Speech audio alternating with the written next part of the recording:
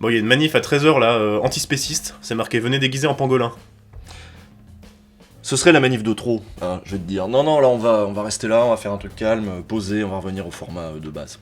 Mais tu penses pas que ce format, il donne une image de nous qui est un peu celle de l'éditorialiste, un peu surplombant, dans sa tour d'ivoire, bouffi de certitude. C'est un peu pourri, non? Déconnecté des réalités, machin, comme les bobos dans les films avec Christian Clavier, quoi. Ouais. Ouais. Ouais, ok, on fait comme ça? Ok.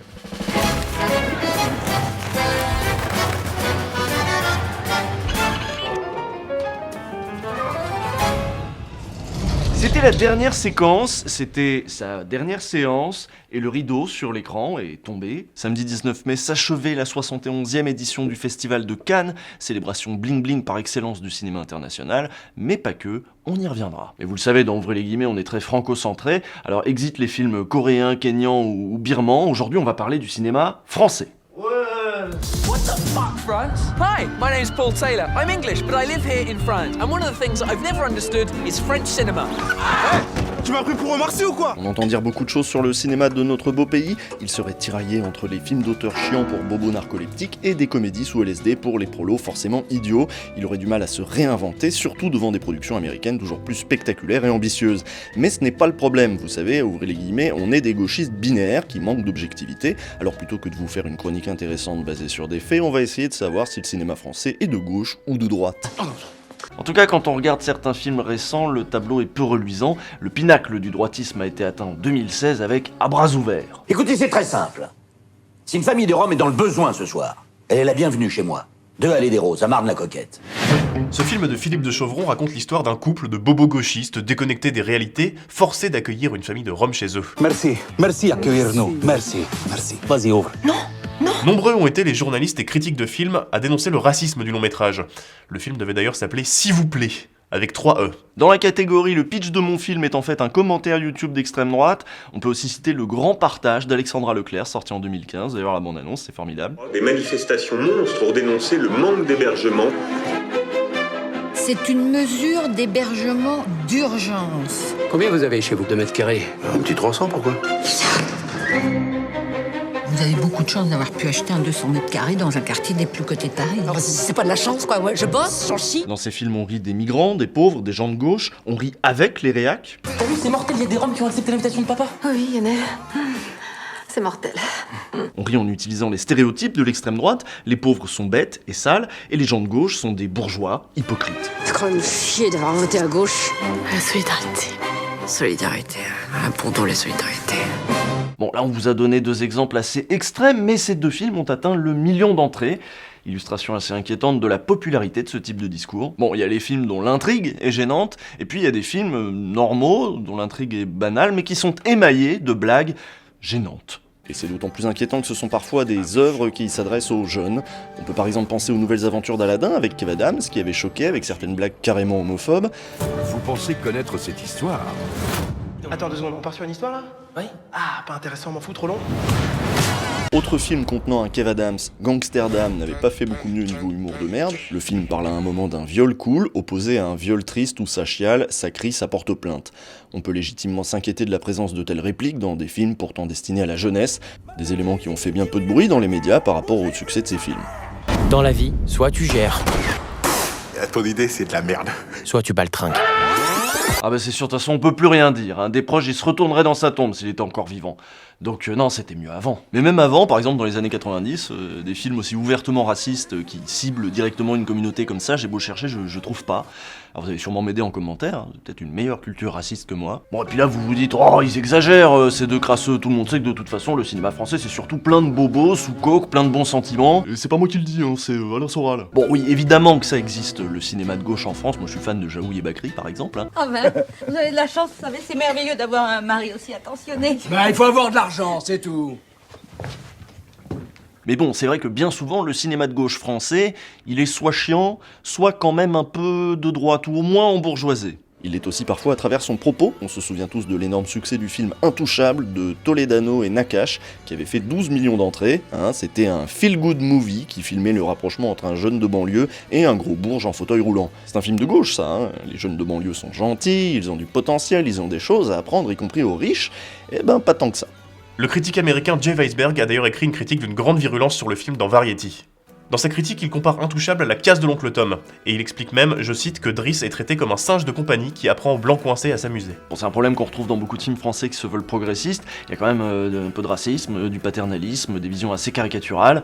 Revoyez Le plus beau métier du monde, c'est sur Netflix. Dans le même genre, on a pu voir circuler l'affiche d'un nouveau film qui a tout l'air d'être un nouveau chef-d'œuvre, intitulé Abdel et la comtesse. Nous ne sommes tout de même pas du même monde. Le pire de tout, Madame la comtesse, il me tutoie. C'est insensé. Qu'est-ce que vous faites quand vous êtes énervé? Il y a un truc que je fais, c'est de la folie, genre de queutru, ça vous met dans un monde.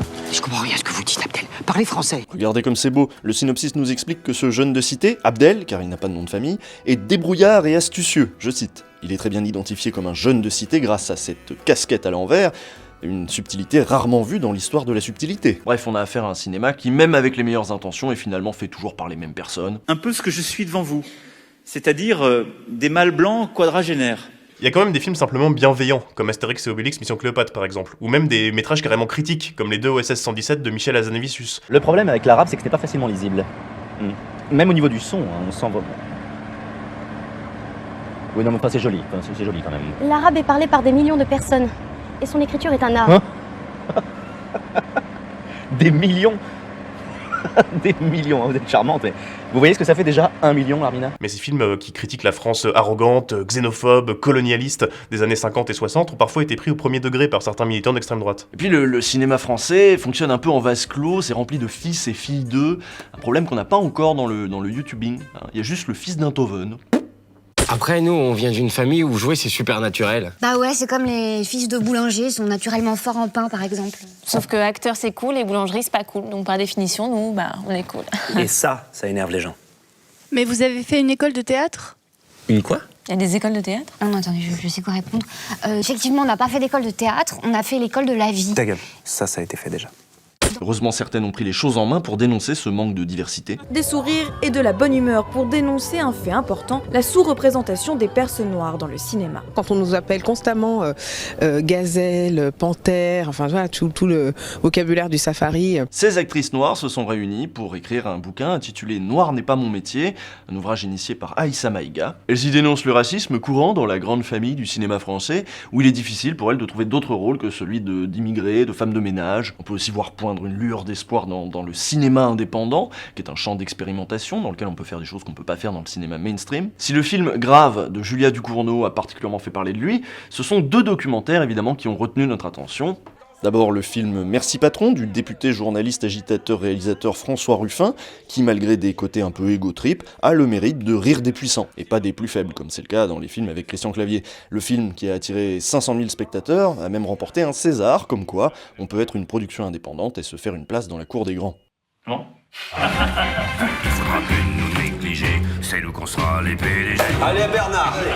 Et puis raquettez bien les PDG alors. Bon là, François Ruffin, il avait ses réseaux, son journal, une certaine expérience, mais une autre production a beaucoup fait parler d'elle. Le documentaire Ouvrir la voie d'Amandine Gay donne la parole à plusieurs femmes noires en France et en Belgique. On est arrivé à un stade où là, effectivement, il est temps peut-être qu'on prenne la parole et qu'on parle pas à notre place, en fait, finalement. Résolument militant, le film a fait 10 000 entrées, et sa réalisatrice continue d'organiser des projections publiques à travers la France. C'est un film autoproduit, et Amandine Gay a bien galéré pour le financer. Dans le cinéma français, les projets originaux restent difficiles à porter. Bon là, on parlait des films engagés, parce que évidemment, c'est pas loin de notre sujet, mais on peut aussi penser aux films d'horreur, aux films de science-fiction, des genres qui sont souvent très politiques. Bon là aussi, les choses bougent un peu. Le CNC a lancé un appel pour financer des films de genre. À hauteur de 500 000 € par projet, c'est quand même pas mal. Alors on espère que les choses vont changer, qu'on n'aura pas éternellement les mêmes films, produits par les mêmes personnes. Alors on a pas mal discuté de cinéma, mais on n'a pas encore de réponse. Finalement, il est de droite, le cinéma français. Alors qu'il est, si on jouait au jeu des boîtes, je le mettrais volontiers dans celle de droite. Mais vous savez que je suis un indécrottable optimiste, alors je ne peux qu'espérer que les choses changeront pour le mieux. Et puis il y a vous aussi, la façon dont vous allez regarder ces films, dont vous allez les interpréter, parce que tous les films qu'on a critiqués depuis le début de l'émission, libre à vous aussi de les apprécier, de vous les réapproprier. Ouais, enfin, sauf à bras ouverts. Évidemment, il s'agit pas pour nous de donner un jugement moral sur les films qu'il faudrait regarder ou pas. Vous pouvez avoir aimé Intouchable et en avoir une lecture différente de celle du critique de Variety. Vous pouvez kiffer Un Indien dans la ville, Wakatepe Baboun. De toute façon, vous pouvez regarder les films que vous voulez, les films de gauche, les films de droite, les films de beauf, les films de merde, juste essayez de voir qu'il y a toujours un petit message derrière, qu'il est souvent très lié aux conditions de production de ce film, de qui le fait, ce qu'il veut dire, etc. Tant que vous gardez votre esprit critique, de toute façon vous faites ce que vous voulez, qu'est-ce que vous voulez qu'on y fasse? Vous kiffez Clavier, ou Jean Reno. À lundi prochain.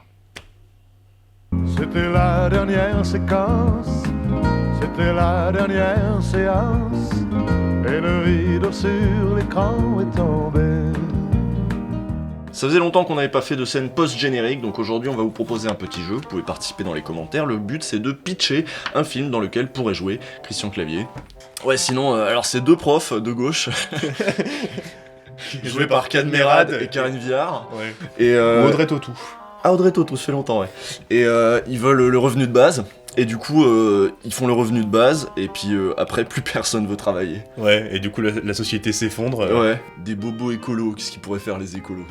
Ils veulent imposer le tri des déchets à tout le monde, sauf qu'ils se rendent compte que les pauvres, ils sont trop bêtes pour faire la différence entre le verre et le plastique. Du coup, ils mettent dans les mauvaises poubelles, ouais. Et ça accélère l'effondrement écologique. Voilà.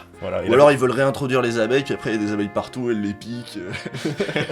Il y a deux hippies. On n'a pas fait Allez, des hippies. Ils vont s'installer à la campagne parce Ouais. qu'ils croient qu'ils peuvent se faire une agriculture raisonnée, machin.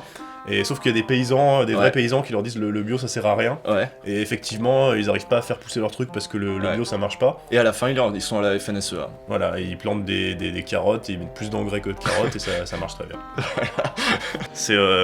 C'est Danny Boone, il est prof, et il est joué par Kad Merad. Et